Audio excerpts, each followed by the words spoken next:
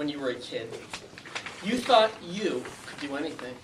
You thought that someday you would change the world. You would make a difference.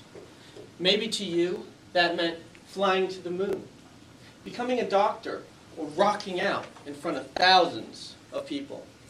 For me, it was to become Dr. Lawrence.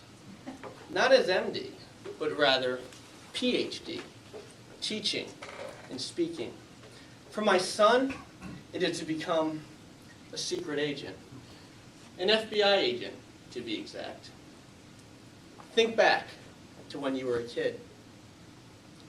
What was that anything you thought you could do? How were you going to change the world? How were you going to make a difference? Do you remember what happened to that kid? Do you remember what happened to those dreams? Do you still have them? Like a frog in a pot of cold water, as the heat of life has slowly been turned up, are you still alive? Or have you been boiled to death without even realizing it?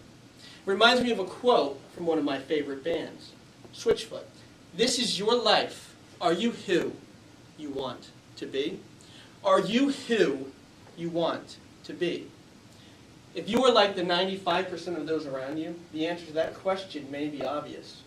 You never made it to the moon, performed surgery, or topped the charts with some swanky single. I never did get that PhD. I can only hope that my son will become that secret agent, but if I base my guess off of my experiences and that of the rest of us, he's likely to find himself in the same situation. Seems pointless. Living the life of your dream seems unrealistic. Should I tell my son that life is not friendly, fair, or forgiving, and discourage him from having these dreams? Did my dream of getting that PhD somehow hurt me? No. No. That dream of getting that PhD still drives me to this day. And not having it is not holding me back from doing what I see that PhD would allow me to do with greater ease. Teaching. I teach my children. I teach at work. I teach at my church. All without that PhD. Speaking. I speak here at Toastmasters, and I often need to speak at work. Again, all without that PhD. What are you doing today that may align with the dreams you had as a kid? Think about the dreams you have now. What are you doing today that may overlap with those dreams? My guess is that there is some overlap. How does that make you feel? Imagine if there was more. But why tempt fate by demanding more? Maybe a better question would be, why not tempt fate? Tony Robbins, a motivational speaker, says that life is willing to pay whatever price you ask of it. You may be living out parts of your dreams today, but if life is willing to pay, why not ask? Why settle? I'm here to tell you that you do not have to succumb to settling, that you can have the life you once dreamt of. Now is not the time to be complacent. Now is the time to jump out of that boiling pot of water before it's too late. There is no such thing as someday. Someday is a disease that most people take with them to the grave. It does not matter what your life is like today. It does not matter who you are. Your life can absolutely be what you are dreaming of tomorrow.